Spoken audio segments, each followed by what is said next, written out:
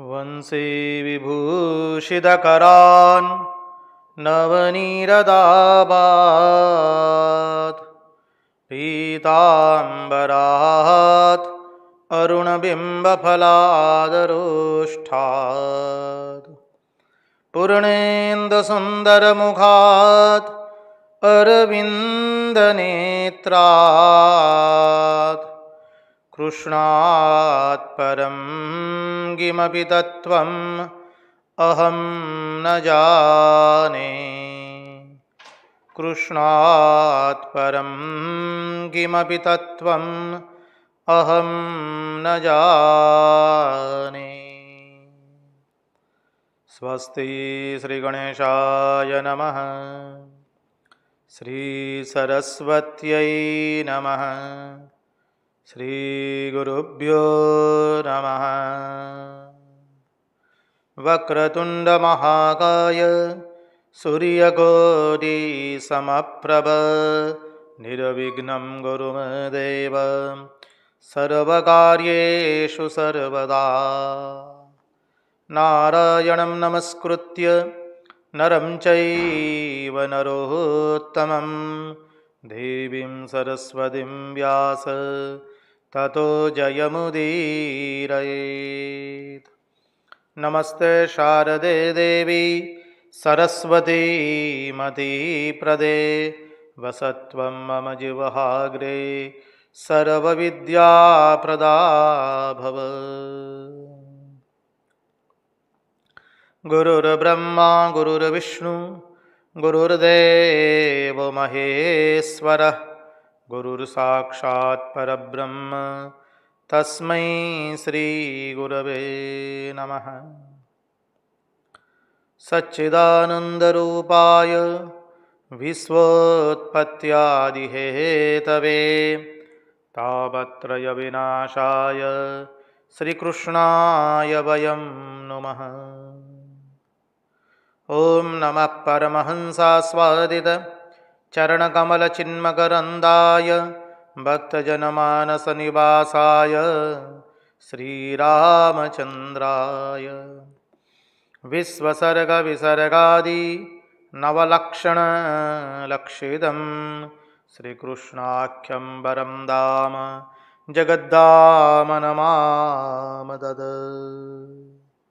ॐ स्थापकाय च धर्मस्य सर्वधर्मस्वरूपिणे अवतारवरिष्ठाय रामकृष्णाय ते नमः।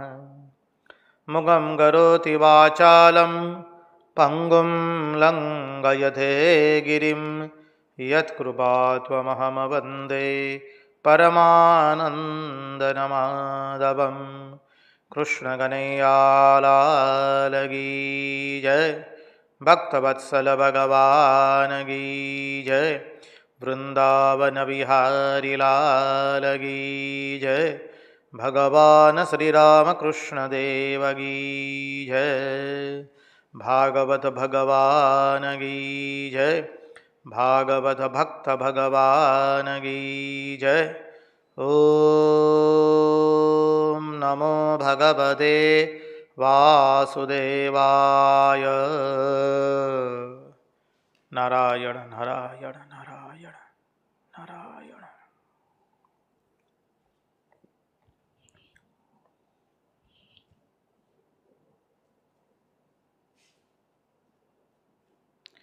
यं प्रव्रजन्तमनुपेतमपेतकृत्यं द्वैपायनो विरहकातर आजुहाव पुत्रेति तन्मयतया तरवोऽभिनेदु तं सर्वभूतहृदयं मुनिमानितोऽस्मि। कृष्णाय वासुदेवाय हरये परमात्मने प्रणतक्लेशनाशाय गोविंदाय नमो नमः। सर्वप्रथम हम पूज्यपाद स्वामी आदि भवानंद जी महाराज जी के चरणों में सश्रद्धेय प्रणाम निवेदित करते हैं। तत्पश्चात रामकृष्ण आश्रम राजकोट के अध्यक्ष पूज्यपाद स्वामी निखिलेश्वरानंद जी महाराज जी के चरणों में सश्रद्धेय प्रणाम निवेदित करते हैं। उपस्थित पूज्यपाद प्रभु सेवानंद जी महाराज एवं अन्यान्य सभी सन्यासी महात्माओं एवं विरक्तों के चरणों में सश्रद्धेय प्रणाम निवेदित करते हैं और इस दृश्य श्राव्य माध्यम से जो कोई भी इस भागवत रसामृत का रसपान कर रहा है, उन सब के हृदय में निवासित उस अनंत अखंड अविनाशी परब्रह्म परमात्मा को मुहुर्मुहुर वंदन करके आइए हम भागवत रसामृत के रस सागर में अवगाहन करें।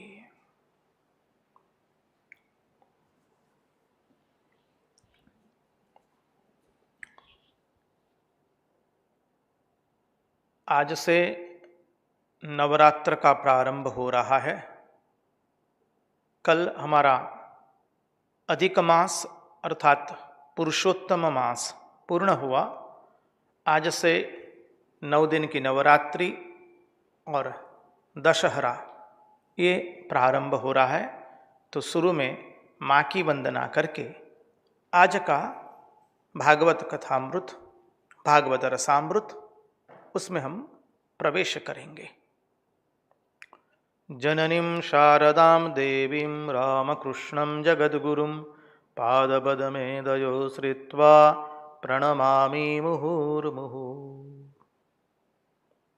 मत्समपापगी नास्ति पापाग्नि त्वत्समानहि एवं ज्ञात्वा महादेवी यथा योग्यं तथा कुरु।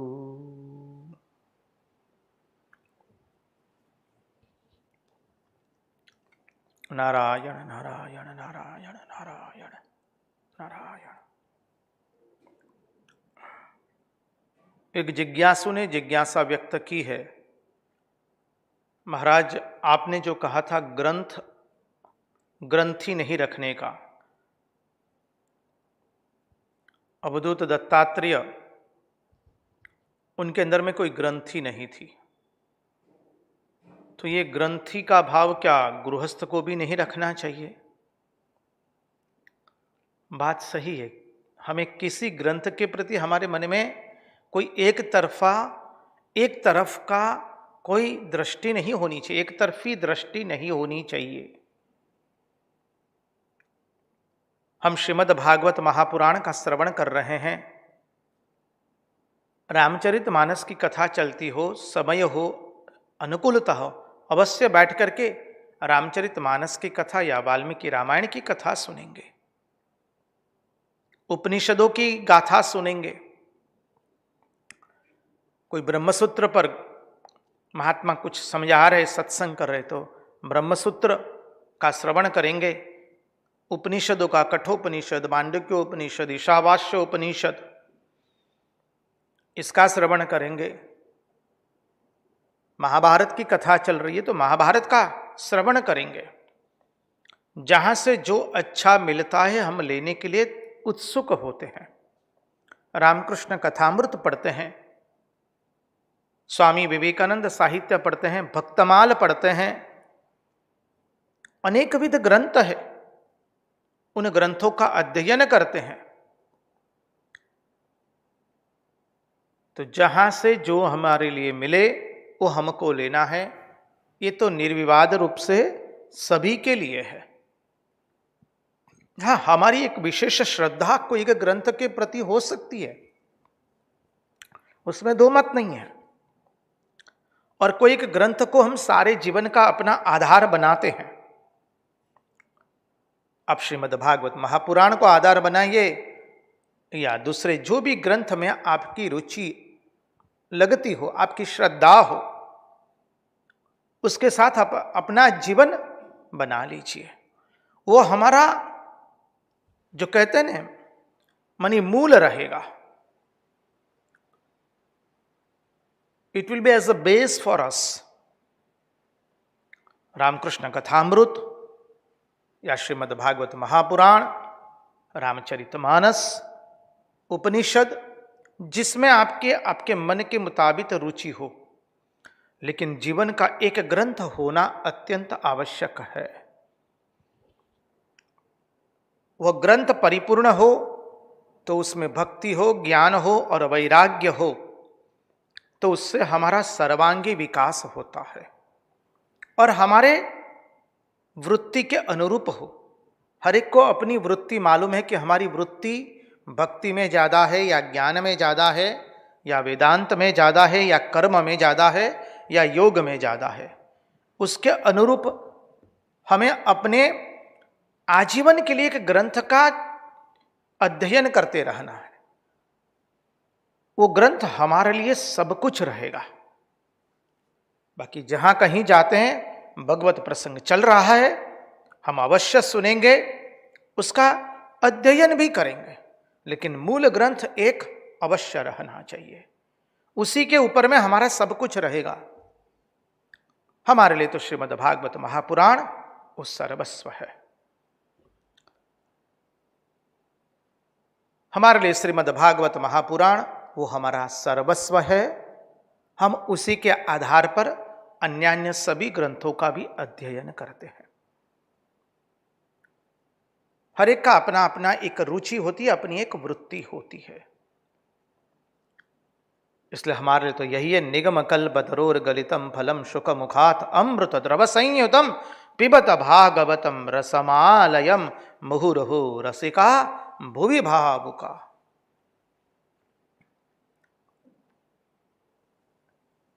क्योंकि इसमें ज्ञान भी है, वैराग्य भी है और भक्ति तो भरी हुई है। ये तो परमहंसों की संहिता है, भगवान का वांगमय स्वरूप है। श्रीमद्भागवतम पुराण तिलकम यद वैष्णवानां धनम यस्मिन् पारमहंस्यमेवममलं ज्ञानं परं गीयते। यत्र ज्ञानविरागभक्तिसहितं नैष्कर्म्यमाविष्कृतं तच्छृण्वन् प्रवदन् विचारणपरो भक्त्या विमुच्येन्नरः। भक्त्या विमुच्येन्नरः। ऐसा ये अद्भुत है हमारे लिए हमारा श्रीमद् भागवत महापुराण सर्वस्व है। हमारी श्रद्धा, हमारा जीवन हम इसी ग्रंथ को लेकर के ही करते हैं। आप अपनी श्रद्धा सुविधा के अनुसार, आपकी मनोवृत्ति के अनुसार आप पसंद कीजिए, लेकिन ऐसा नहीं होना चाहिए कि हम श्रीमद् भागवत महापुराण का अध्ययन कर रहे तो वाल्मीकि रामायण नहीं पढ़ेंगे या कथामृत नहीं पढ़ेंगे या विवेकानंद साहित्य नहीं पढ़ेंगे या उपनिषदों का अध्ययन नहीं करेंगे। ये सब शास्त्र है, तो शास्त्र का अध्ययन तो प्रतिदिन करना है। वेदो नित्यमधीयताम। साधन पंचकम में भगवान आद्य शंकराचार्य भगवत पाद हमें बता देते हैं, पहली बात है यह। इसलिए श्रवण तो अत्यंत आवश्यक है, श्रवण करना है। प्रस्थानत्रयी का श्रवण कीजिए, महाभारत का श्रवण कीजिए। और हमने बताया भी था, यदि हमसे गलती हुई हो तो क्षमा कर दीजिए। हमने इसका चिंतन किया था, हमारे महापुरुषों ने भी रामायण, महाभारत एवं श्रीमद् भागवत का क्रम बताया है। बाल्यकाल से 18 वर्ष की उम्र तक वाल्मीकि रामायण अर्थात रामचरितमानस पढ़ा जाता है, विशेष करके, क्योंकि उसमें सब अद्भुत कथा प्रसंग आते हैं। साथ साथ में भागवत में से ध्रुव, प्रहलाद, भक्ति की महिमा की कथाएं हमें बचपन से हमारे नाना नानी, दादा दादी जी ने पढ़ाया है। बचपन से हम लोग रामचरितमानस का पाठ करते आए हैं, बचपन से हनुमान चालीसा करते आए हैं, बचपन से विष्णु सहस्त्रनाम कर रहे हैं। बाल्यकाल से माँ बाबूजी ने सिखाया है, कहा है जब तक संध्या वंदन नहीं होगी तुम्हें कहीं जाने का अधिकार नहीं है, तुम्हें कुछ मिलेगा नहीं। बचपन से संस्कार दिए गए हैं, संध्या वंदन करो, स्तोत्र पाठ करो, तत्पश्चात सब कुछ मिलेगा। तब तक तुम्हें कुछ स्पर्श करने का या कुछ पीने का, कुछ खाने का कोई अधिकार नहीं है। पहले भगवान। तो इसलिए कहा कि बाल्यकाल में विशेष करके रामचरितमानस, रामायण और ध्रुव, प्रहलाद इत्यादि की भक्ति सबर कथाएं बच्चों को सुनाई जाती है ताकि वो संस्कार पढ़ते हैं। बच्चा युवावस्था में महाभारत का अध्ययन करता है क्योंकि अभी जगत में प्रविष्ट हुआ है। जैसे लोग दिखते हैं वैसे लोग नहीं हैं। पीछे से खंजर भौंकेंगे, ऊपर से भौंकेंगे, मीठा बोल कर करके हृदय में विष का आरोप करके, हृदय में विष रख करके व्यवहार करेंगे। तो महाभारत का ज्ञान होना चाहिए ताकि पता चले कि संसार कैसे है, लोगों से कैसे व्यवहार करना। और धीरे धीरे साथ साथ में वो श्रीमद् भागवत महापुराण का अध्ययन शुरू करे ताकि वहां पर कहीं वो राग द्वेष में न फंस जाए। महाभारत में अध्ययन करके संसार के राग द्वेष में न फंसे, साथ साथ में उसके हृदय में भगवान की कथा, भगवान की भक्ति बनी रहे और श्रीमद् भगवद गीता का अध्ययन करता रहे। ये ग्रंथ तो हमारे लिए अत्यंत आवश्यक एवं मुख्य है।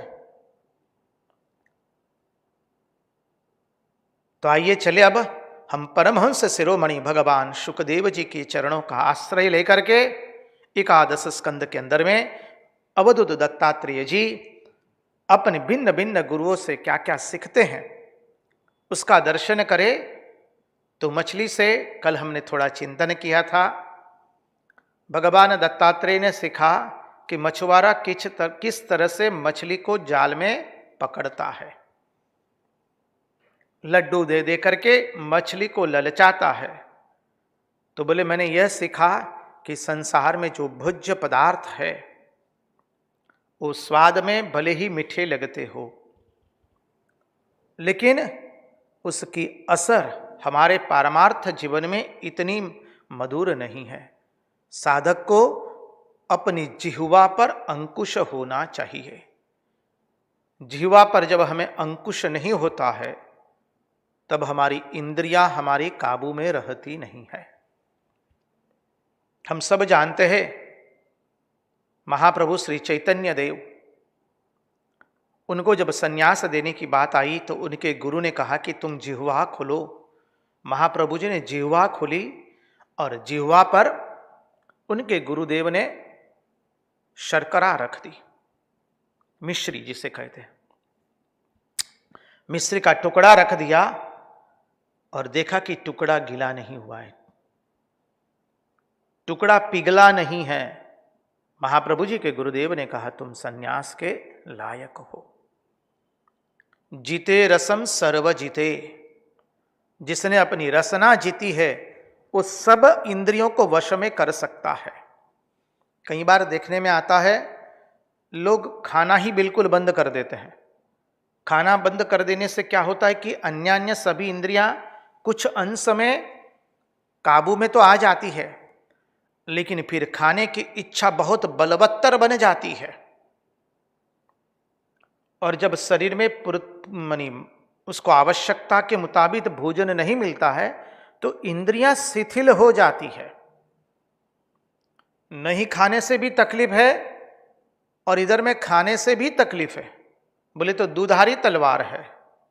इसलिए कहा कि तुम्हें बिल्कुल खाना भी बंद नहीं करना है, साथ साथ में अधिक मात्रा में भी नहीं खाना है, और ऐसे भोजन को मत रखो अपने पास, ऐसे भोजन को मत ग्रहण करो जिससे तुम्हारे परमार्थ की यात्रा में बाधा उत्पन्न होती हो।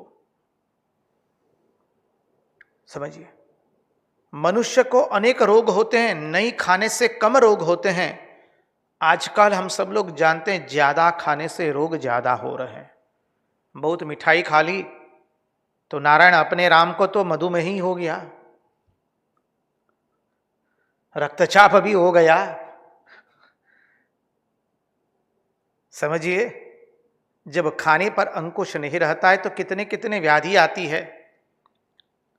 और उस व्याधि से कैसे निपटेंगे जब जिह्वा हमारे अंकुश में नहीं रही है।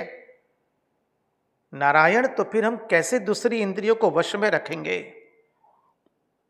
इसलिए अवधूत दत्तात्रेय जी कहते हैं, मैंने सीखा मछली की अवस्था से कि मुझे जिह्वा पर अंकुश रखना है। अब जिह्वा पर अंकुश भोजन तक नहीं होना चाहिए, साथ साथ में अंकुश आगे बढ़ता है। क्या बोलना, क्या नहीं बोलना, कब बोलना, कब नहीं बोलना, कितना बोलना और कितना नहीं बोलना।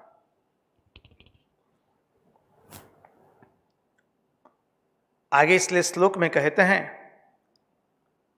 इंद्रियाणि जयन्त्यासु निराहारा मनीषिणः वर्जयित्वा तु रसनं तन्निरन्नस्य वर्धते। यह जीभ एक ऐसी रज्जु है जिसके दोनों ओर फंदा है, दुधारी तलवार है। भोजन छोड़ देंगे तो प्रवृत्ति कम हो जाएगी, लगेगा कि इंद्रियां वश में हो गई है।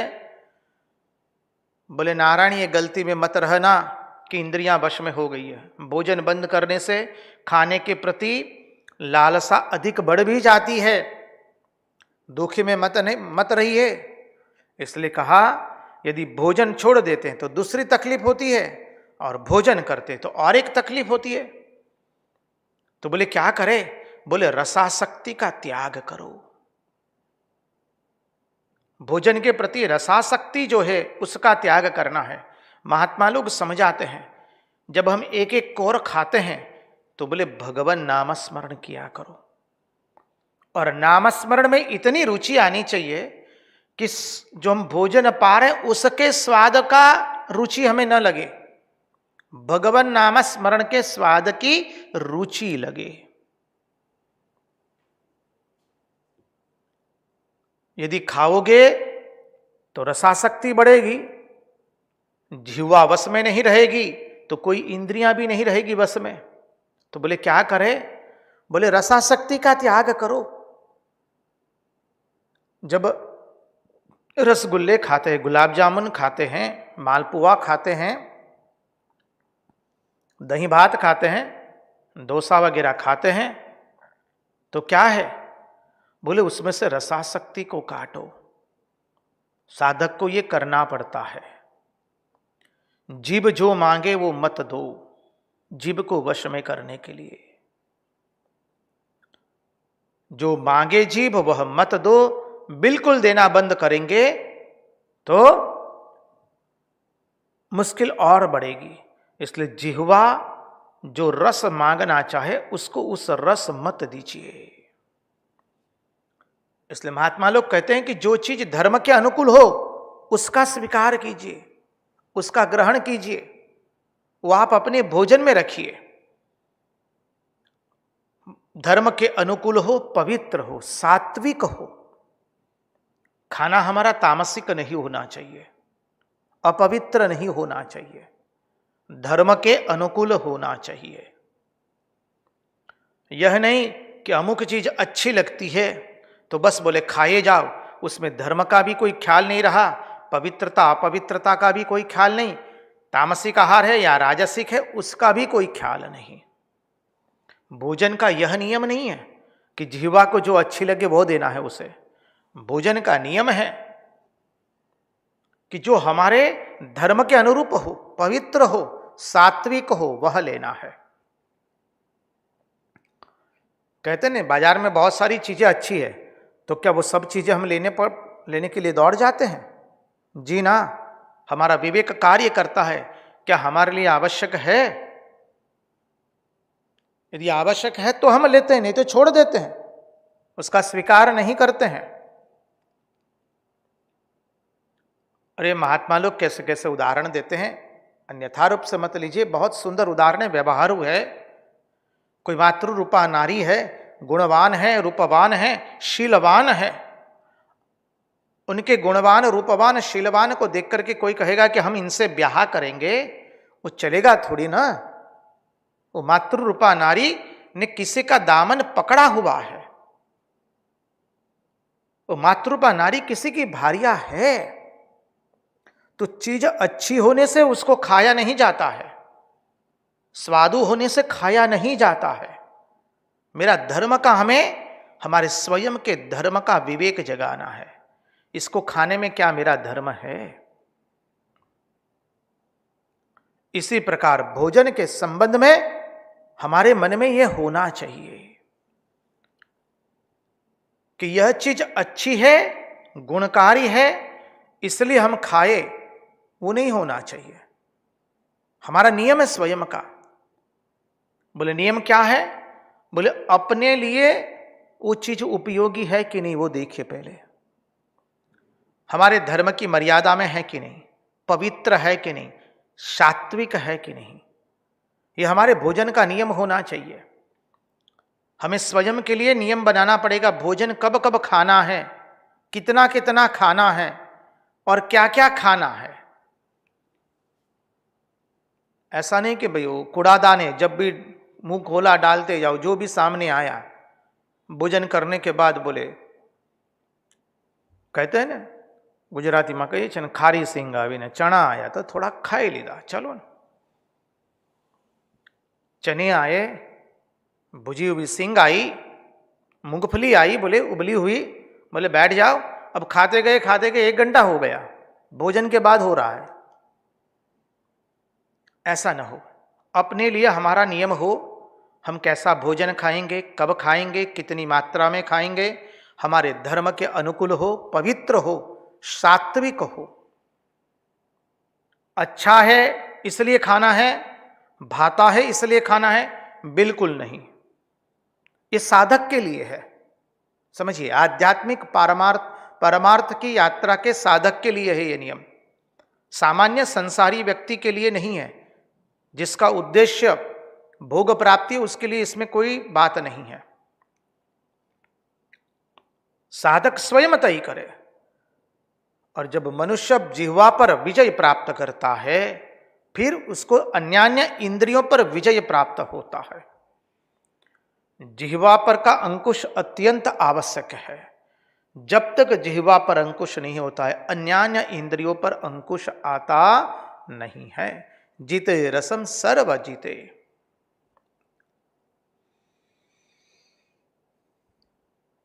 इसलिए कहा कि जिह्वा जब मनुष्य के काबू में होती है तो उसकी सभी इंद्रियां उसके वश में है। सभी इंद्रियों को वश में कर लिया, लेकिन जिह्वा वश में नहीं है तो बस गए काम से। हमारा कभी भी पतन हो सकता है। इसलिए गीता में कहा रसवर्जम रसोप्यस्य परम दृष्ट्वा निवर्तते। यदि विषयों को भोग छोड़ दे तो क्या हो गया? विषय तो निवृत्त हो जाते हैं। हमारी इंद्रिय ने स्वादिष्ट पदार्थ खाना छोड़ दिया या खट मीठे तीखे पदार्थ खाने छोड़ दिए, भोग छोड़ दिया, तो विषय तो छूट गए, परंतु उसकी आसक्ति, उसका राग अथवा उसकी प्रीति हमारे भीतर में बनी रहती है। मधुमेह हो गया, वैद्यराज ने कह दिया कि अब तो कोई मिठाई नहीं खानी है, तो बोलते नहीं, अब तो डायबिटीज रसगुल्ला निकला है, डायबिटीज श्रीखंड निकल रहा है, बोले वो खाएंगे हम।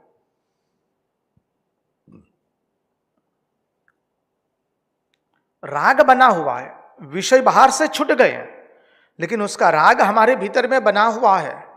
तो राग कब मिटता है? बोले जब भगवत दर्शन होता है, जब ईश्वर प्राप्ति होती है, ईश्वर जब मिल जाते हैं, फिर संसार में किसी के प्रति राग नहीं रहता है और किसी के प्रति द्वेष नहीं रहता है। ये राग द्वेष ऐसा है। और तब तक हमें यह साधन करना पड़ेगा। तब तक अपने मन को जो जो भाता है उससे हमें हमारे मन को धीरे धीरे निवृत्त करना पड़ेगा। इसलिए हम लोग जब तीर्थ यात्रा करते हैं तो कहते हैं तीर्थ में जाते हैं तो जाने से पहले हमें जो अत्यंत प्रिय चीज होती है भोजन में, वो एक एक छोड़ करके आते हैं। कोई अपना क्रोध छोड़ के आता है, बोले हम क्रोध नहीं करेंगे, वो नियम लेते हैं। कोई अपना राग, बोले हम कोई वस्तु, व्यक्ति और घटना से राग नहीं करेंगे, वो नियम लेकर आते हैं। शुरू के साधक है तो उनको जो प्रिय भोजन लगता है वो छोड़ के आते हैं। नियम लेते हैं कि 6 महीना 1 साल 15 दिन 20 दिन हम नहीं खाएंगे। देखिए, इसलिए हमारे धर्म में, हमारे वैदिक सनातन धर्म के अंदर में ऐसे बीच बीच में सुंदर अनुष्ठान आते रहते हैं। बोले श्रावण मास में, चतुर्मास में हम नमक नहीं खाएंगे, श्रावण मास में नमक नहीं खाएंगे, ये महीने में बोले मिठाई नहीं खाएंगे। तो क्या होता है, धीरे धीरे हमारा जिह्वा पर अंकुश बढ़ने लगता है, और ये अंकुश आवश्यक है। दक्षिण भारत में तो सुंदर है, बोले अभी शुरू हो जाएगा व्रत, अभी तो शुरू हो गया होगा सुब्रमण्य स्वामी का व्रत, बस फिर तिरुपति बालाजी का व्रत आता है, भवानी व्रतम होता है, अनेक भिन्न भिन्न प्रकार के व्रत है। इस जिह्वा को अंकुश में करने के लिए, अपनी बुरी आदतों को अंकुश में करने के लिए, अपने जीवन को सादगीपूर्ण व्यतीत करने के लिए, इसलिए ये सब नियम हमें बहुत सहायक होते हैं। इसलिए बचपन से कहते हैं ना, कोई एक वार करो सप्ताह के अंदर में, गुरुवार करो या एकादशी का व्रत करो, तो कम से कम उस दिन पर हमारे मन में निग्रह आता है, हम निरोध करते हैं अपनी वृत्तियों को। अन्यथा सब समय भोज्य पदार्थ देख करके उसको खाना, उसका स्वाद लेना, वो साधक की वृत्ति नहीं होती है। अब आगे चले, आगे का सिद्धांत बहुत ही सुंदर है। भगवान दत्तात्रेय पिंगला से क्या सीखते हैं। पिंगला नामक एक गणिका थी, और उस गणिका ने गीत गाया है, पिंगला गीत है। और भगवान दत्तात्रेय अवधूत जी उस पिंगला से क्या सीखते हैं। देखिए, ये अवधूत दत्तात्रेय जी संसार को देख रहे हैं, और संसार को देख के वैराग्य को प्राप्त कर रहे हैं। ये भी समझिए, ब्रह्म ज्ञान होने से वैराग्य नहीं होता है। हाँ? वैराग्य कैसे होता है? संसार को देखने से। इसलिए महात्मा लोग इस संसार को देखते रहते हैं। महात्मा लोग इस संसार के भिन्न भिन्न पदार्थों को, व्यक्तियों को, घटनाओं को देखते रहते हैं। तो क्या आपके मन में भी प्रश्न आएगा, ये महात्मा है, अवधूत दत्तात्रेय जी है, उनका गणिका से क्या लेना देना? तो वो गणिका के पास कैसे चले गए सीखने के लिए? तो महात्मा लोग बहुत सुंदर समाधान देते हैं। महात्मा लोग जगत की घटनाओं से सीखते हैं। देखिए, संगति लगा दीजिए श्री रामकृष्ण देव की जीवनी से। श्री रामकृष्ण देव जहां जाते हैं संसार में, प्रत्येक घटना से, उस घटना को अध्यात्म से इतनी अद्भुत तरीके से जोड़ देते हैं। अब देखिए, परमहंस है, सर्कस देखने गए, श्री रामकृष्ण देव सर्कस गए देखने के लिए, कलकत्ता शहर में आया है। मास्टर महाशय वर्णन करते हैं, जो कुछ सस्ती टिकट थी, कम दाम वाली, उस टिकट खरीदी और श्री रामकृष्ण देव को उस जगह पर बिठाया गया। श्री रामकृष्ण देव बहुत प्रसन्न चित्त है, छोटे बालक की भांति, और सर्कस के सब खेल देख रहे हैं। सर्कस में से बाहर निकल करके श्री रामकृष्ण देव क्या कहते, देखिए दृष्टि कहाँ है। देखा ना उस मैम को, मानी विदेशी नागरिक है इसलिए उसको मैम कहते हैं, कि वो घोड़े पर एक पांव रख कर के कैसे खड़ी है। बस बोले कितना उसने अभ्यास किया होगा। बोले हमें भी उसी तरह से अभ्यास करना है। श्री रामकृष्ण देव जगत में हर एक जगह जा रहे हैं, और उस प्रत्येक घटना को अध्यात्म की शिक्षा के साथ जोड़ रहे हैं। देखिए, दैनंदिन जीवन के अंदर में से घटनाएं निकाल करके श्री रामकृष्ण देव हमें सुंदर उपदेश दे रहे हैं। कैसे हुआ? बोले वो सब कुछ देखते हैं, देख करके उसको अध्यात्म के साथ जोड़ते हैं, वो देखते हैं तो वैराग्य आता है। इस संसार को यदि हम ठीक ठीक देखेंगे तो स्वतः ही वैराग्य आएगा। ब्रह्म ज्ञान प्राप्त होने के बाद वैराग्य नहीं आता है, भगवान को देखने के बाद वैराग्य नहीं आता है जी। वैराग्य आता है यदि संसार को हम ठीक से देखते हैं, और यदि संसार को देखने के बाद वैराग्य नहीं आता है तो हमने देखना ही सीखा नहीं है। हमारे नसीब में केवल रोते रोते भुगतना ही रखा है। फिर संसार को जितनी आंख खोल करके बुद्धि से देखेंगे उतना ही उससे वैराग्य आ जाता है।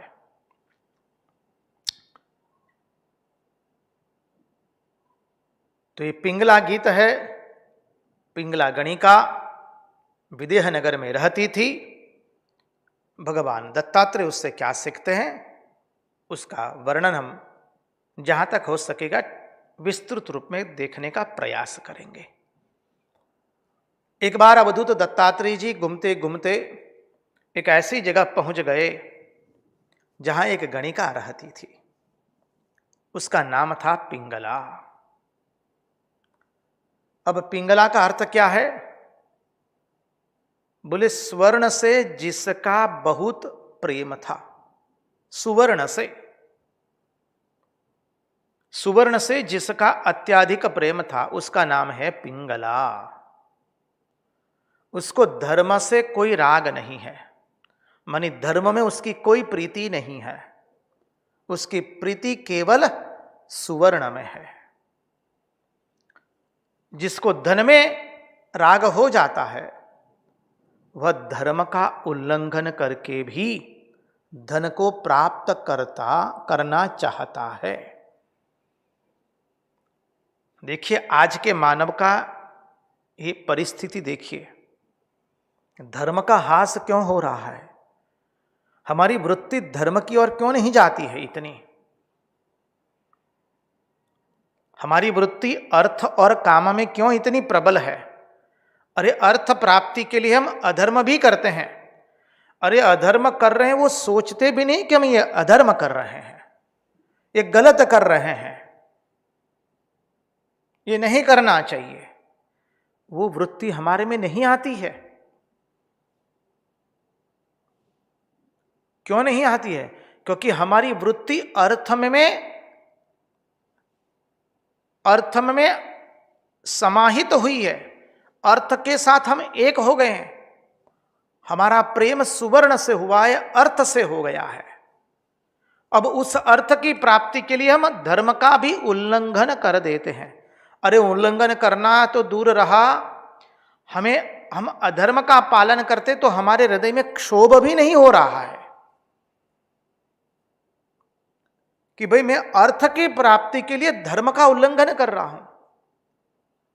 इसलिए कहा ना, धर्म कम शरणम गतः, भागवत का 6 श्लोक 6 प्रश्न प्रथम स्कंद के। धर्म कम शरणम गतः, भगवान जब अपने स्वधाम चले गए बाद में धर्म किसकी शरण में गया? तो हमारे हृदय में तो राग द्वेष बैठा है। और राग किसके प्रति है? बोले अर्थ के प्रति, काम के प्रति है। तो उस अर्थ को प्राप्त करने के लिए, काम को प्राप्त करने के लिए हम अधर्म का आचरण करते हैं। हमारी वृत्ति धर्म में नहीं रही है। यहां पर कृपा करके हमने जो पिछले सत्संग में 3 सिद्धांत देखे थे उसको हम हमारी स्मृति पटल पर ले आए। देखिए, जब हृदय में भगवान होते हैं, जिसके हृदय में भगवान का वास होता है, धर्म उसकी सेवा करता है। अर्थात उसका पांव जो है बेताल पड़ता नहीं है, क्योंकि हृदय में भगवान है। भगवदाकार वृत्ति है, कृष्णाकार वृत्ति है। विक्रेतु कामा किल गोप कन्या मुरारी पादार पितचित्त वृत्ति। भगवान के पाद पद्मों में उसकी वृत्ति स्थिर हो चुकी है, तो धर्म उस व्यक्ति की सेवा करता है। दूसरा स्तर आता है, हृदय में भगवान नहीं है, हृदय में भगवान बैठे नहीं हैं, पर धर्म में रुचि है, तो ऐसे व्यक्ति को धर्म करना पड़ता है। ये द्वितीय स्तर। और तृतीय स्तर,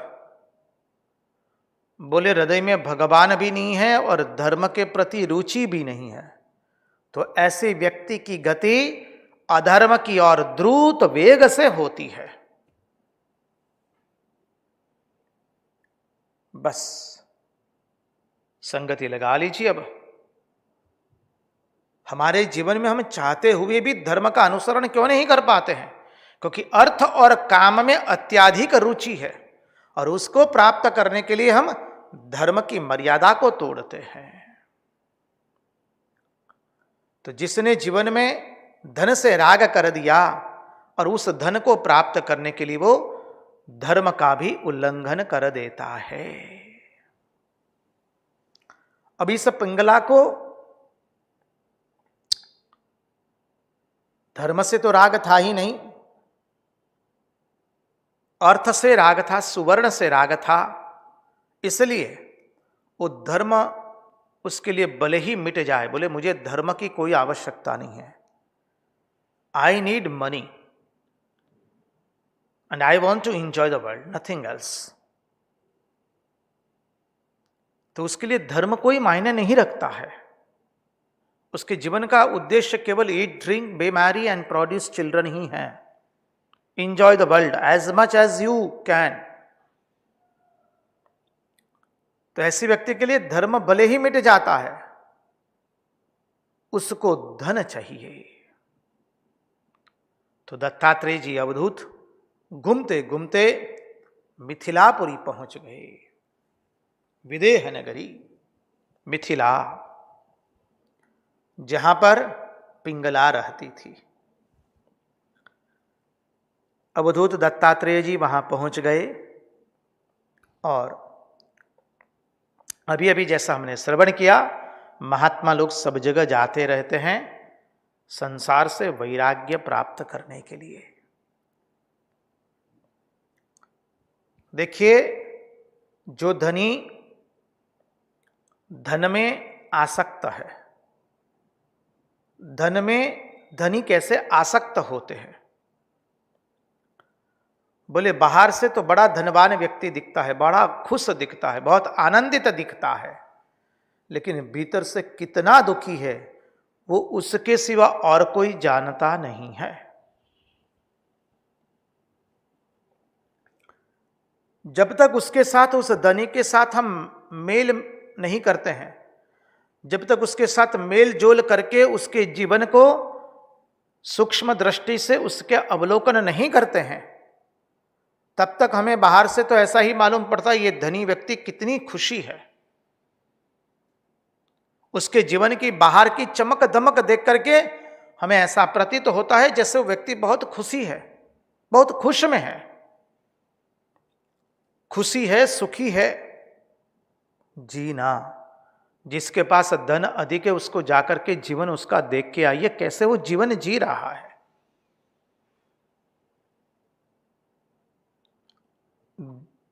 धन में आनंद नहीं है, आनंद तो अपने मन में होता है, दुख अपने मन में होता है, आनंद धन में नहीं है, आनंद किसी पुरुष या किसी नारी में नहीं है, आनंद कोई जगत की वस्तु में नहीं है, आनंद कोई जगत की घटना में नहीं है, आनंद हमारे अपने मन में है। इसलिए कहा, हमने जो चिंतन किया था उसका पुनः एक बार चिंतन करें कि आज के मनुष्य की बुद्धि जड़ हो गई है। बोले कैसे जड़ हो गई है? वो जड़ता में से आनंद प्राप्त करना चाहता है, वो बुद्धि का मंथन करके बुद्धि में से आनंद, बुद्धि में से वस्तु का ज्ञान प्राप्त करना चाहता नहीं है, वो जड़ता में से वस्तु का ज्ञान प्राप्त करना चाहता है। मनुष्य चाहता है कि मुझे इलेक्ट्रॉनिक गैजेट्स मेरे घर में से, गाड़ी में से, संपत्ति में से, पद में से, प्रतिष्ठा में से, नाम यश कीर्ति में से मुझे आनंद मिले। ये लक्षण बताता है कि उसकी बुद्धि जड़ता में से आनंद प्राप्त करना चाहती है, अर्थात उसकी बुद्धि जड़ हो गई है। और जो बुद्धि का मंथन करके बुद्धि में से वस्तु का ज्ञान प्राप्त करना चाहता है, उसकी बुद्धि सही रास्ते पर होती है।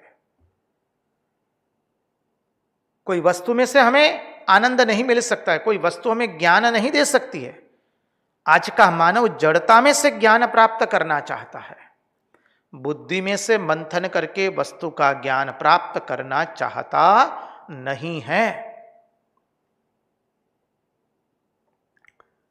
इसलिए जगत में जो धनी लोग दिखाई दे रहे हैं, उनके जीवन को देखिए भली भांति।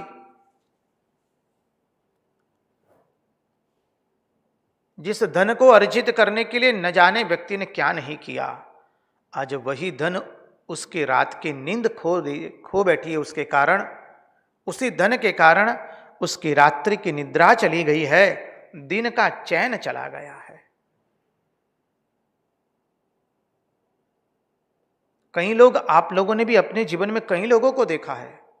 नारायण, हम तो क्या बात बताए आपको, हम तो ऐसे ऐसे लोगों को देखे हैं, धन बिल्कुल नहीं था और धन प्राप्ति के लिए न जाने क्या क्या नहीं किया।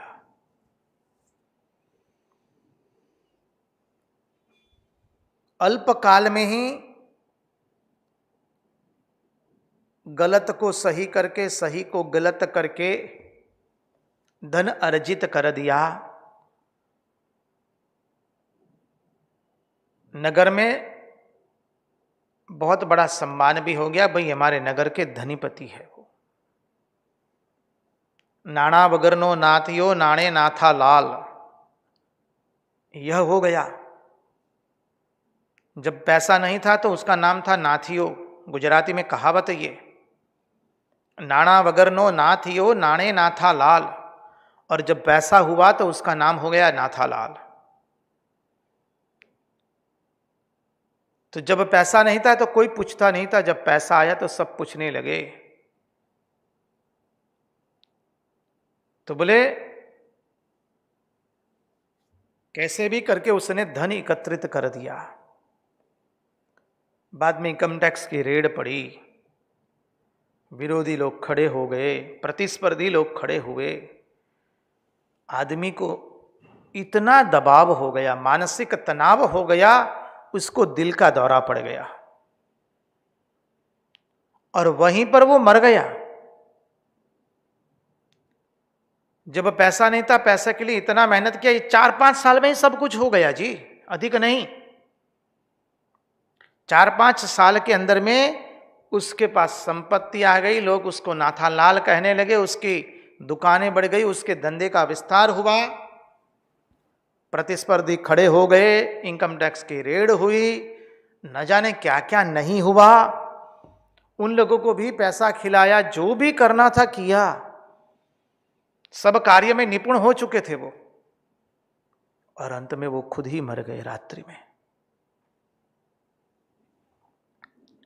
कोई मरते नहीं तो दिन रात वो भुगतते रहते हैं। कितना भुगतते हैं उनको जरा देख करके आइए। हमें जगत में से सीखना है कि वो कोई देख करके सीखता है, कोई ठोकर खा के सीखता है, और कोई ठोकर खाने के पश्चात भी नहीं सीखता है। 3 प्रकार के मनुष्य हैं। कोई देख करके सीखता है, इसलिए जगत को देखना है। बोले आंख खुली रखो तो जगत ही तुमको बोध दे देगा। जगत को छोड़ दीजिए, हमारा जीवन ही हमको बोध दे रहा है। कितनी गलतियां की, कितने वासनाओं के पीछे भागे हम लोग, और हमको आखिर में मिला क्या? दुख, क्लेश एवं अशांति। तो क्या हम हमारी गलती से भी नहीं सीखेंगे?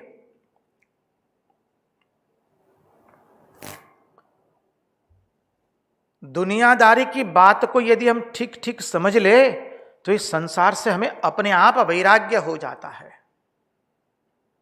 जो दुनियादारी की बात को ठीक ठीक समझता नहीं है उसे ही वैराग्य नहीं होता है, उसके चित्त में सच्चा वैराग्य नहीं आता है। दुनियादारी को भी हमें ठीक ठीक से समझना है, और इस संसार से वैराग्य प्राप्त करने के लिए अध्यात्म तो लगता ही है, लेकिन अध्यात्म दूर की बात है। एक खाली हमारी दृष्टि हम खुली रखेंगे तो अपने आप हमें वैराग्य होने लगता है। इस संसार में कोई किसी का नहीं है, ये जान के रखिए। जगत में आपको यदि कोई चाहता है तो आपको कोई नहीं चाहता है। आपके शरीर को चाहा जाता है, आपके तन को लोग चाहते हैं या धन को चाहते हैं, आपके मन को चाहने वाला कोई नहीं है जगत में। या तो आपके तन को चाहते हैं या आपके धन को चाहते हैं।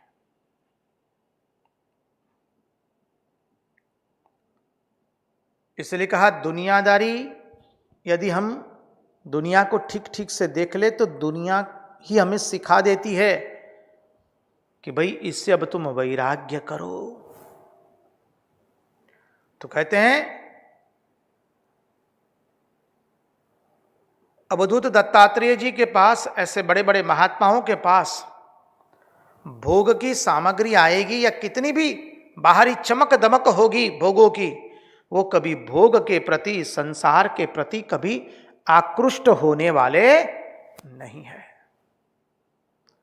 वो संसार की चमक दमक देख करके फंस नहीं जाते हैं महात्मा लोग।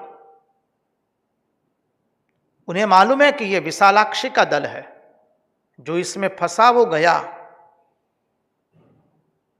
इसलिए संसार कभी उनको आकृष्ट करता नहीं है। 4 प्रकार के मनुष्य जो ठाकुर बताते हैं श्री रामकृष्ण देव, नित्य मुक्त, मुक्त, मुमुक्षु एवं बद्ध। तो नित्य मुक्त एवं मुक्त जीव, ये दो तो संसार में पड़ते नहीं है संसार को देख के ही। मुमुक्षु जीव संसार में पड़ भी गए तो मुक्त होने के लिए चेष्टा करते हैं प्राणपण से,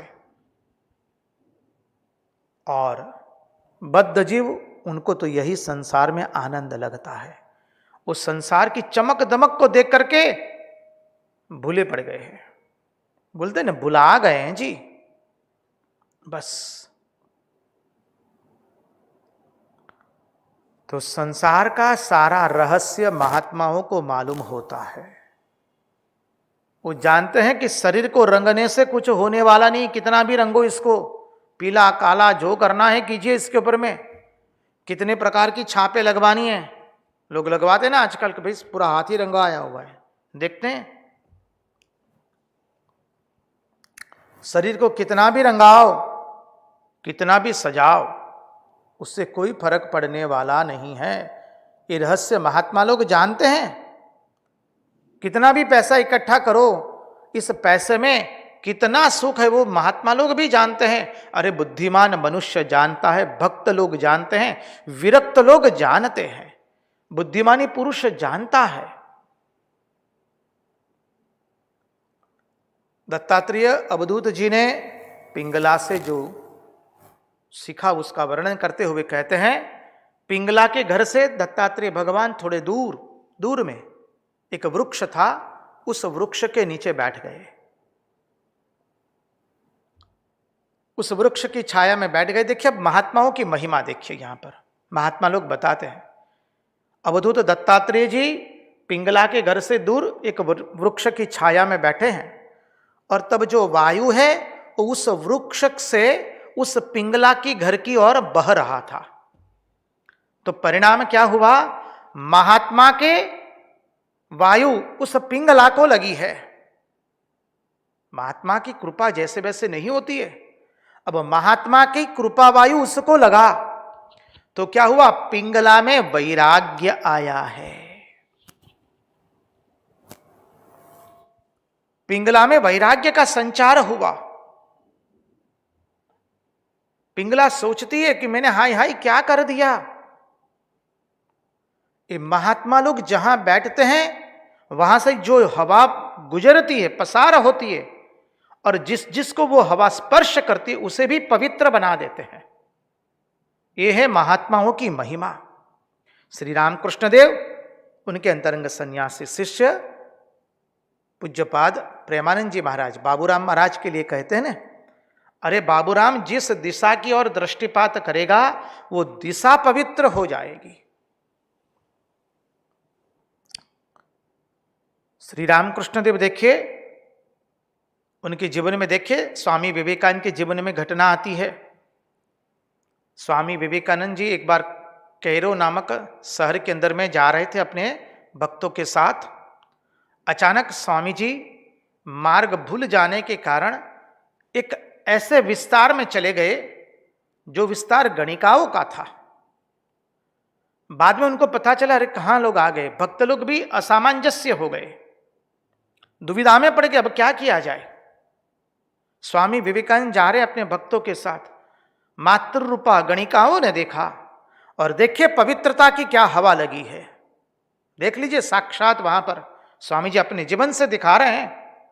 अरे हमारी तो यही धारणा है, उन मातृरूपा गणिकाओं पर कृपा करने के लिए ही स्वामी विवेकानंद जो साक्षात नारायण हैं वो उस रास्ते से गुजरे हैं। और उन मातृरूपा गणिकाओं को क्या हुआ, अपने प्रति इतना संकोच हुआ, उन कई मातृरूपा गणिकाओं ने अपनी आंखें बंद कर दी, अपना चेहरा छुपा लिया।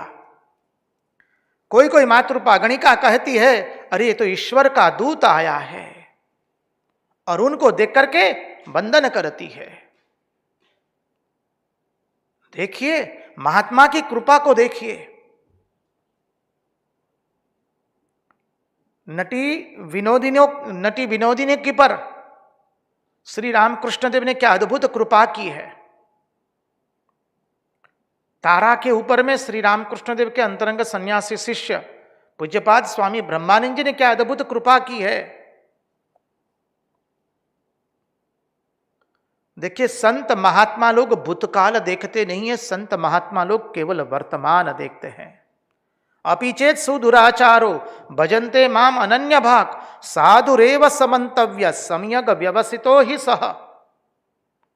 भगवान कहते हैं कोई दुराचारी नहीं, सुदुराचारी भी रहने दो।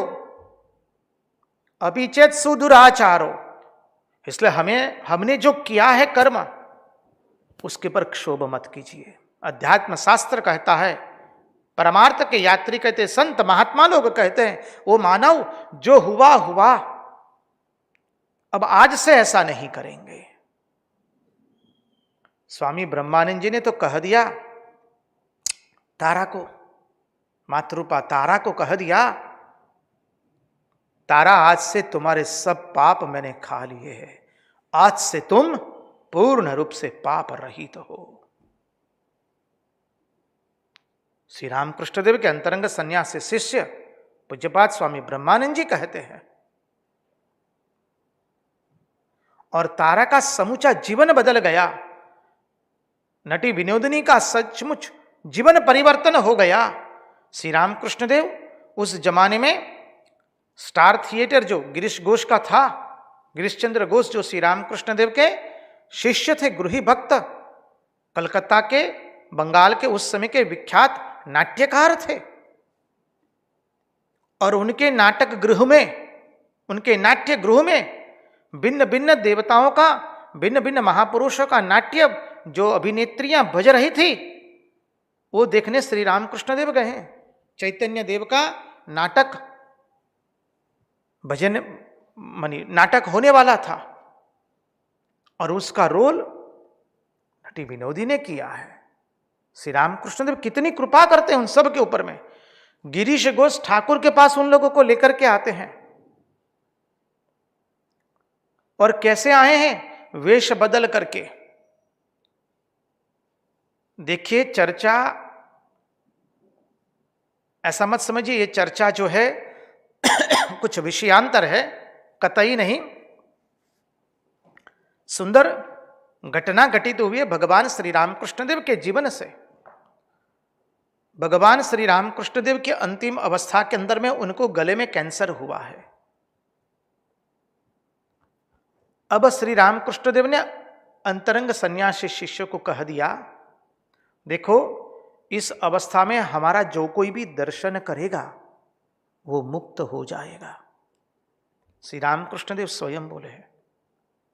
इस अवस्था में इसका जो भी दर्शन करेगा वो मुक्त हो जाएगा।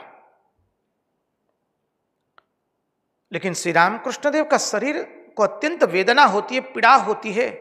इसलिए श्री रामकृष्ण देव के एक सन्यासी शिष्य जो स्वामी निरंजनानंद जी बने परवर्ती काल में, उस वक्त में वो निरंजन महाराज के नाम से जाने जाते थे, निरंजन के नाम से।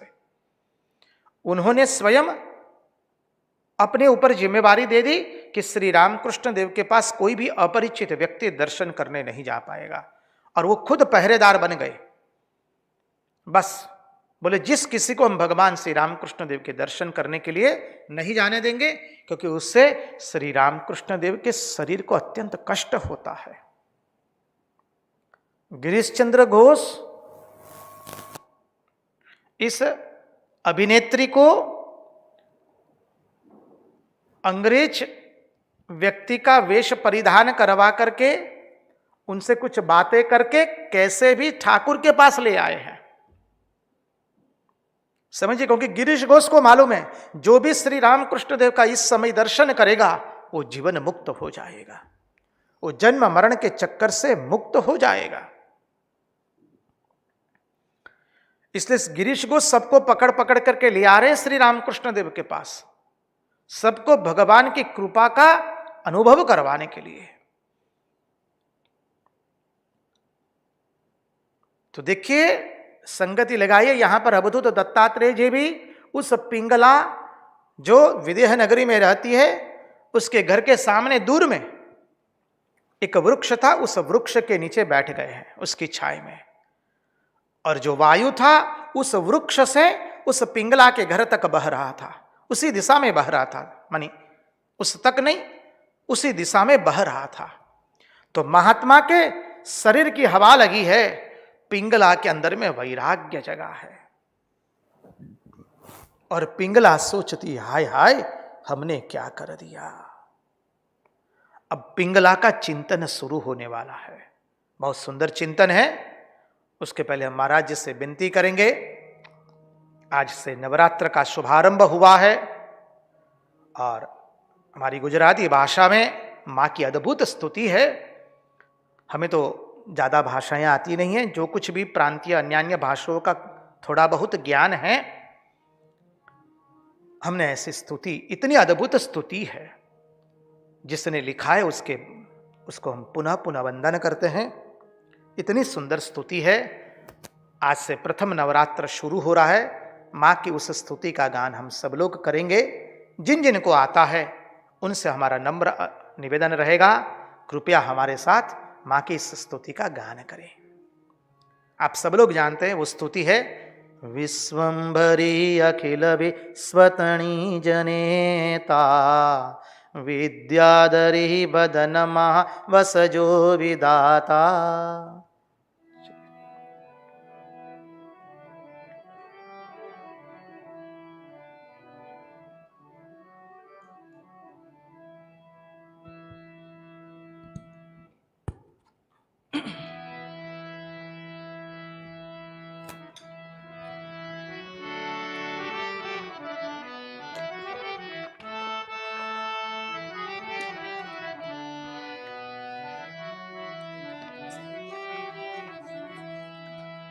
विश्वंभरी अखिल विश्वतणी जनेता विद्याधरी वदनमावसजो विधाता। दुर्बुद्धि ने दूर करी सद्बुद्धि आपो, मां पाहि ओम भगवती भव दुख खापो। भूलो पड़ी भवरणे भटकूं भवानी, सूझे नहीं लगिर कोई दिशा जवानी। भासे भयंकर बड़ी मनना उतापो, मां पाहि ओम भगवती भव दुख कापो। કને ઉગરવા નથી કોઈ આરો જન્માંધ છું જન્મ ગ્રહી બાય તારો નાશો સુણો ભગવતી શિશુના વિલાપો મામ પાહિ ઓમ ભગવતી ભવ દુઃખ કાપો મા કર્મ જન્મ કથની કરતા વિચારું આ સૃષ્ટિમાં તુજ વિના નથી કોઈ મારું કોને કહું કઠણ યોગ તણા બળાપો મામ પાહિ ઓમ ભગવતી ભવ દુઃખ કાપો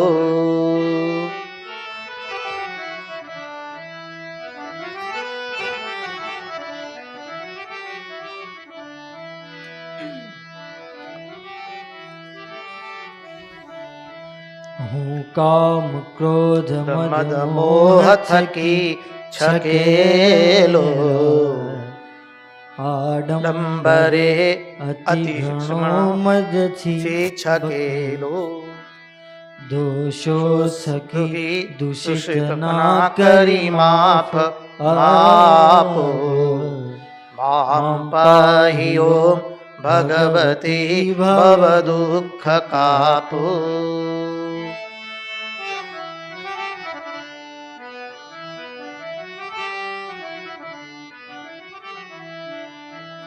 ના શસ્ત્ર ના શ્રવણનુપય પાન કીધું ના મંત્ર કે શ્રુતિ કથા નથી કાંઈ કીધું શ્રદ્ધા ધરી નથી ધર્યા તવ નામ જાપો મામ પાહિ ઓમ ભગવતી ભવ દુઃખ કાપો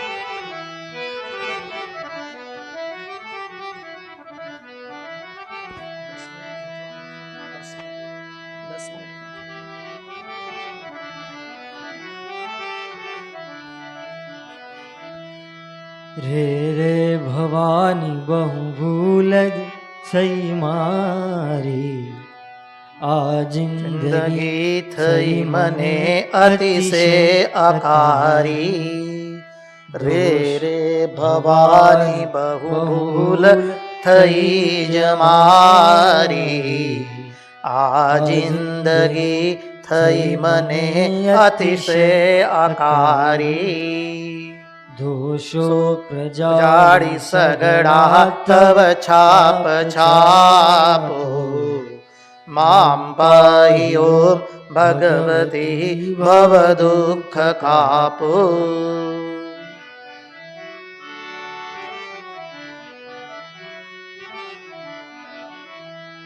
ખાલી ન કોઈ સ્થળ છે વીણ આપદારો બ્રહ્માંડમાં અણુ અણુ મહી વાસ તારો ખાલી ન કોઈ સ્થળ છે વીણ આપદારો બ્રહ્માંડમાં અણુ અણુ મહી વાસ તારો શક્તિ ન માપ ગણવા અગણિત માપો મામ પાહિ ઓમ ભગવતી ભવ દુઃખ કાપો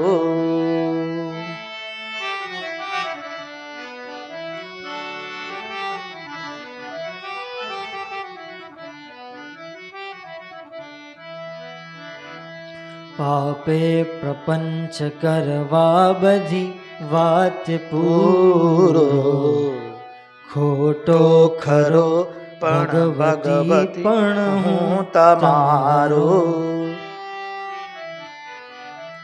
પાપે પ્રપંચ કરવા બધી વાત પૂરો ખોટો ખરો પણ ભગવતી મણું તમારું જાડ્યાંધકાર દૂર કરી સગળ બુદ્ધિ આપો મામ પાહી ઓમ ભગવતી ભવ દુઃખ કાપો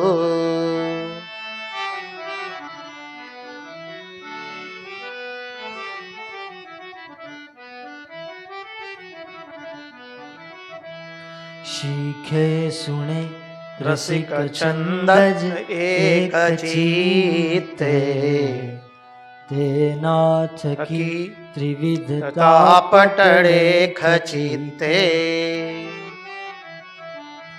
શીખે સુણે રસિક છંદ જ એક ચિત્તે તેના થકી ત્રિવિધતા પટળે ખચિતે વાદે વિશેષ વયંકરના પ્રતાપો મામ પાહી ઓમ ભગવતી ભવ દુઃખ કાપો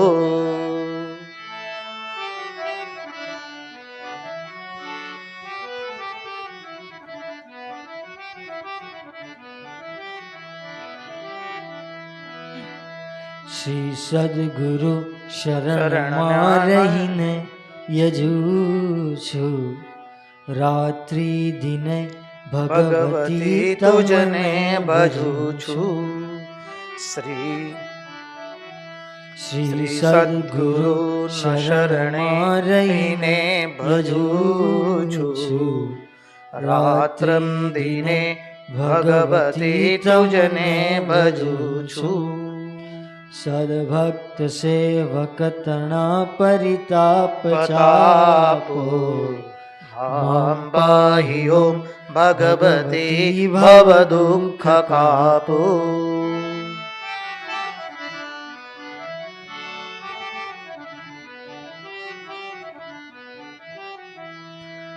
અંતર વિશે અધિક ઉર્મિ થતા ભવાની ગાઉં સ્તુતિ તવ બળે નમિને મૃડાની અંતર વિશે અધિક ઉર્મિ થતા ભવાની ગાઉં સ્તુતિ તવ બળે નમિને મૃડાની સંસારના સકળ રોગ સમૂળ કાપો મામ પાહી ઓમ ભગવતી ભવ દુઃખ કાપો સંસારના સકળ રોગ સમૂળ કાપો મામ પાહી ઓમ ભગવતી ભવ દુઃખ કાપો વિશ્વંભરી અખિલ વિશ્વતણી જનેતા વિદ્યાધરી વદનમાવસજો વિધાતા દુર્બુદ્ધિને દૂર કરી સદબુદ્ધિ આપો મામ પાહી ઓમ ભગવતી ભવ દુઃખ કાપો મામ પાહી ઓમ ભગવતી ભવ દુઃખ કાપો મામ પાહી ઓમ ભગવતી ભવ દુઃખ કાપો અંબાય માત કી જય કૃષ્ણ કનૈયા લાલ કી જય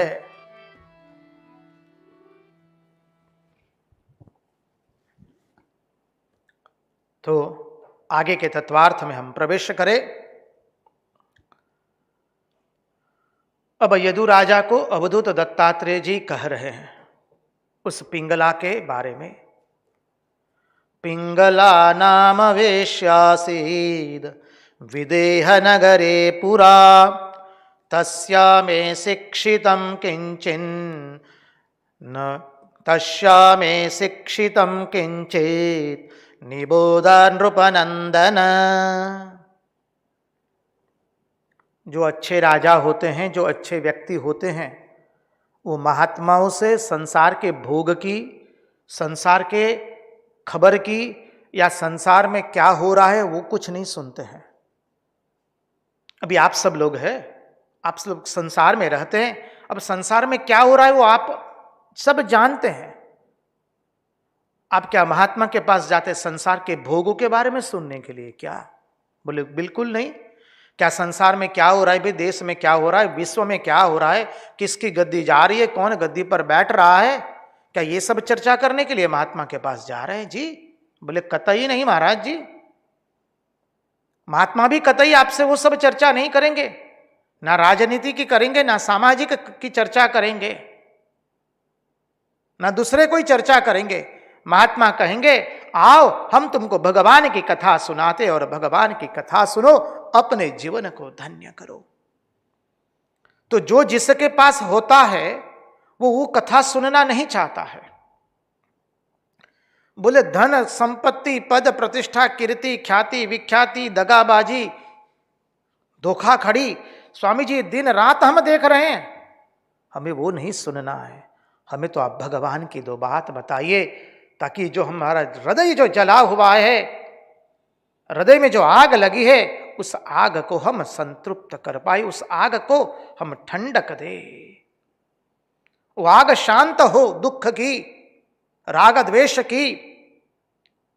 इसलिए आप भगवत कथा हमको सुनाइए। और महात्मा कहते हैं तुम्हारी कोई भी समस्या हो, आओ हम तुम्हें भगवत कथा सुनाते हैं और भगवत कथा का श्रवण करो। क्या कहते हैं? सास्वैरिण्ये कदा कांतम संकेत उपनेष्यति अभूत काले बहिर्द्वारी बिभ्रतिरूपमुत्तमम्। वर्णन किया है गणिका का।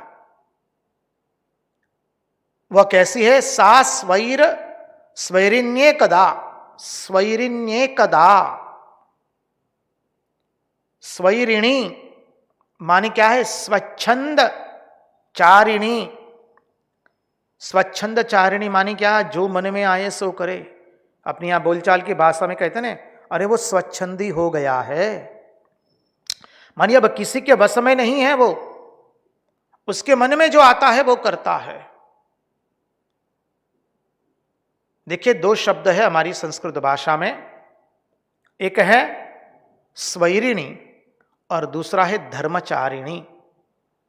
स्वैरिणी अर्थात स्वच्छंदचारिणी अर्थात कामचारिणी, और द्वितीय है धर्मचारिणी अर्थात जो धर्म की आज्ञा में रह करके आचरण करती है।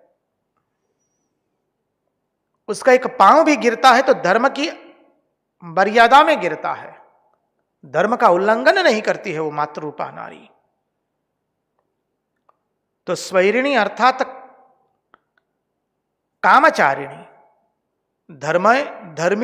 धर्मचारिणी अर्थात जो धर्म की मर्यादा में रह करके अपना आचरण करती है। अब हमें देखना है कि हमारे हृदय में जो प्रेरक बल है वो क्या है, हमारी किसकी प्रेरणा से हम पांव रख रहे हैं? धर्म की प्रेरणा से पांव रख रहे हैं या काम की प्रेरणा से पांव रख रहे हैं? हमारी गति किसकी प्रेरणा से हो रही है वो हमें देखना पड़ेगा। हम धर्म के भेजे कहीं जाते हैं या कामना के भेजे कहीं जाते हैं, हमें स्वयं का अवलोकन करना पड़ेगा। स्वैरिणी उसे कहते हैं जिसको कामना भेजती है, धर्मचारिणी उसे कहती है जो धर्म की आज्ञा में रहकर, धर्म की मर्यादा में रहकर, अपने कुल की परंपरा में रह करके कार्य करती है। तो एक दिन वह पिंगला अपने प्रिय व्यक्ति की प्रतीक्षा कर रही थी। समय हो गया है, रात्रि हो गई है, वो अपने स्वयं को सज धज करके रूप धारण करके व्यक्ति की प्रतीक्षा कर रही है द्वार पर।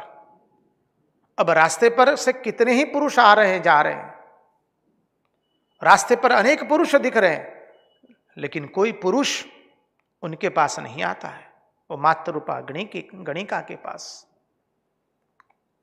वह यह समझती है कि ये सब के सब धनी लोग इधर आ रहे हैं, ये हमको बहुत धन देने वाले हैं, और वो धन की ही प्यारी है, उसको और किसी से मतलब नहीं है, उसको धन से प्यार हुआ है, प्रेम हुआ है, सुवर्ण से। सुवर्ण अर्थात धन। इसलिए वो कुछ भी करती है, उसके मन में धन की लालच थी, अतः वह किसी भी पुरुष से प्रेम नहीं करती है। उसका प्रिय तो एकमात्र धन है, और वो धन के लिए किसी का भी उपयोग कर सकती है। उसके लिए धर्म अब नहीं रहा है। इस प्रकार दुराशा से, मानी दुष्ट आशा से, वो प्रतीक्षा कर रही है। अब धन की आशा से उसका मुंह सूख गया है। आधी रात हो गई, कोई आया नहीं है उनके पास। देखिए, महात्मा दूर में बैठे हैं, उस महात्मा की हवा लग रही है। भगवान की लीला एक होती है, उसके अर्थ अनेक होते हैं। कर्तुम अकर्तुम अन्यथा कर्तुम सर्वसमर्थ। अब धन की आशा से वो द्वार पर खड़ी है, आधी रात हो गई, कोई आया नहीं, उसका मुंह सूख गया। बार बार पुनः पुनः वो भीतर जाती है, बाहर आती है, भीतर जाती है, बाहर आती है, और उसके चित्त में दीनता आ गई कि हाय हाय, क्या हो गया? क्या मेरा सौंदर्य मुरझा गया है? क्या कोई मेरे प्रति आकृष्ट नहीं हो रहा है? हमारे पास तो कोई आ ही नहीं रहा है। अब धीरे धीरे उसके मन में स्वयं के प्रति हीनता का भाव जागृत हुआ है। उसके चित्त में हीनता का भाव आया है। मनुष्य अपने को जब हीन समझ लेता है, तब कुकर्म करता है।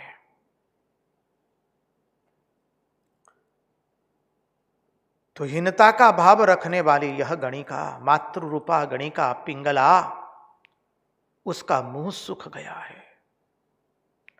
जब व्यक्ति स्वयं में हीनता का भाव ला लेता है, फिर वो कोई भी कुकर्म करता है। जब हमारे कपड़े गंदे हो जाते हैं तो हम लोग कहते हैं, अरे बैठो ना भैया, कहीं पर भी तो बैठना है, अब तो कब कपड़े गंदे ही हो चुके हैं ना, अब तो कपड़े धोने ही है ना जी। अरे फिर बैठो ना भाई, फुटपाथ पर बैठे या कोई कुर्सी पर बैठे या चाहे बस स्टैंड पर जाकर के बैठे। अरे कुछ नहीं मिला तो रास्ते पर बैठ गए भाई, अब कपड़े तो गंदे हो ही गए ना। तो जब स्वयं के प्रति हमारे हृदय में हीनता का भाव आता है, फिर हम कुकर्म करने लगते हैं। अब मातृरूपा पिंगला के मन में केवल धन ही धन उसके चित्त में भरा हुआ था। इसी बीच में एक बड़ा भारी निर्वेद हुआ, उथल पाथल मच गई, क्योंकि महात्मा दूर बैठे, वहां से हवा बह रही है महात्मा की। महात्मा के शरीर को स्पर्श करके हवा जा रही है तो वैराग्य मिल रहा है। समझिए, महात्मा के समीप जाएंगे, उनको वंदन करेंगे, उनके मधुर वाणी का श्रवण करेंगे तो कितना वैराग्य आवेगा। अब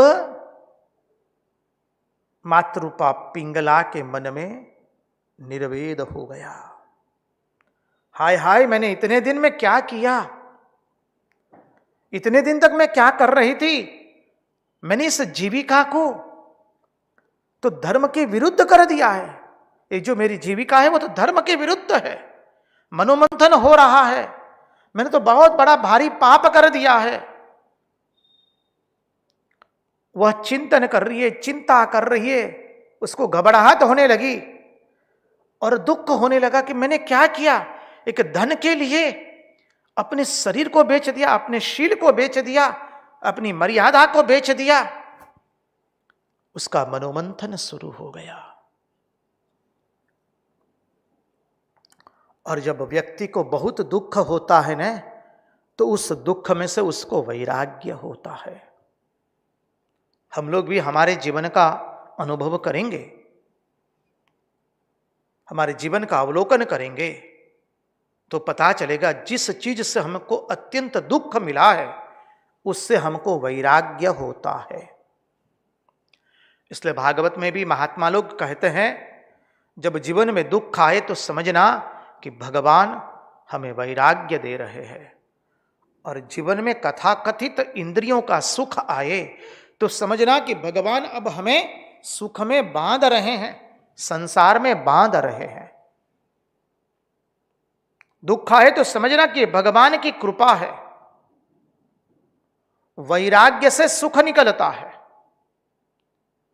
भर्तृहरि ने अपने वैराग्य शतकम में भी कहा इसलिए कि सृष्टि में अभय पद देने वाला कोई यदि है तो एकमात्र वैराग्य ही है, वैराग्य ही है। वैराग्य से ही हमको अभय पद की प्राप्ति होती है। इसलिए दुख में से हमको वैराग्य प्राप्त होता है। समझिए, दुख में से वैराग्य निकलता है। किसी किसी के जीवन में होता है, संतान ऐसी निकली कि इतना दुख दिया, बोले संतान से ही वैराग्य हो गया, संसार से वैराग्य हो गया। किसी किसी को ऐसी भार्या मिली कि भार्या से ही वैराग्य हो गया, संसार से वैराग्य हो गया। किसी किसी को ऐसे पति मिले, बोले संसार से वैराग्य हो गया। ऐसे स्नेही मिले, संबंधी मिले, बोले संपत्ति से वैराग्य हो गया। बोले नहीं चाहिए हमें पुरखों की थाती, हमें पुरखों की जमीन नहीं चाहिए, पुरखों का मकान नहीं चाहिए। इस संपत्ति के लिए इतना झगड़ा हो रहा है ना भाई भाई के बीच में, बोले हमको चाहिए ही नहीं। आप जाने, आपकी संपत्ति जाने। और भगवान इसलिए हमको ये सब विपदे देते हैं। भगवान अपने भक्त का मन अपनी ओर पूर्ण रूप से आकृष्ट करने के लिए भिन्न भिन्न प्रकार की विपदाओं का निर्माण करते हैं, क्योंकि भगवान चाहते कि अब ये भक्त मेरी ओर अग्रसर हो।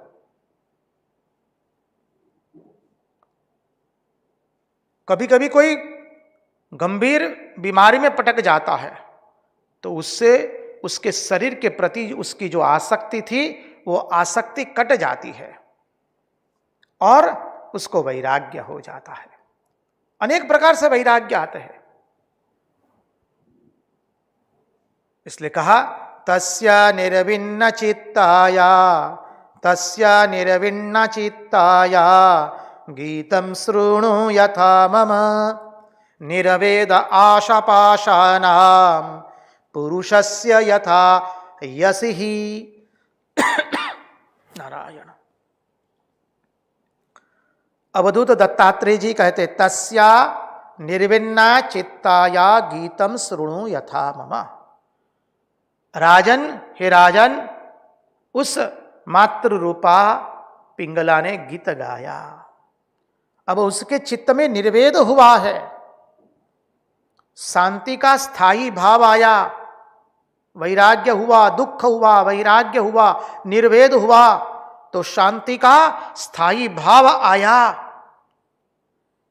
चित्त में मनुष्य अपने को ही धिक्कार करने लग जाए कि हाय हाय मैंने क्या किया, तब उसकी उन्नति प्रारंभ होती है।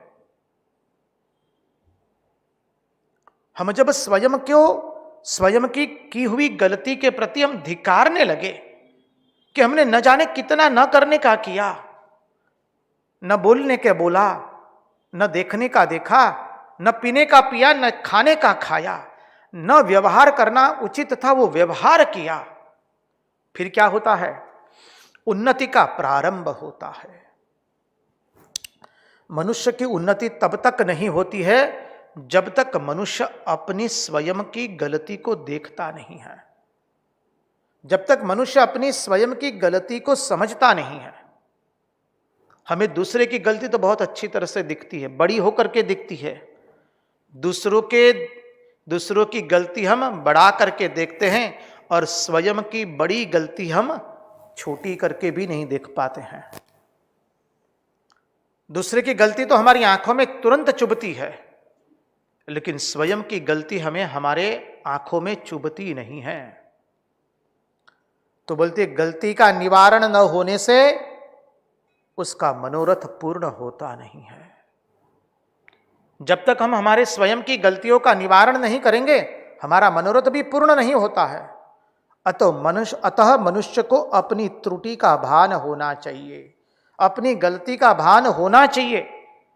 हाँ, मेरे जीवन में मैं ये गलती कर रहा हूं, कर रही हूं।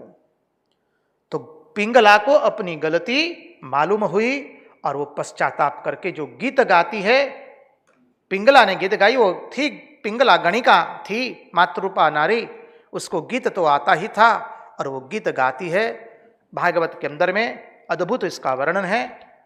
कल इस चिंतन का विस्तार से दर्शन करेंगे। आज उन्हीं की वाणी, उन्हीं के चरणों में समर्पित करते हुए भगवान से प्रार्थना करते, प्रभु हमारे मन की मति, गति और रति आपके चरणों में बनी रहे। कृष्ण कन्हैया लाल की जय, भक्त वत्सल भगवान की जय, वृंदावन बिहारी लाल की जय, द्वारिकाधीश की जय, सब संतन की जय, सब भक्तन की जय। ओम नमः पार्वती पतये हर हर महादेव हर।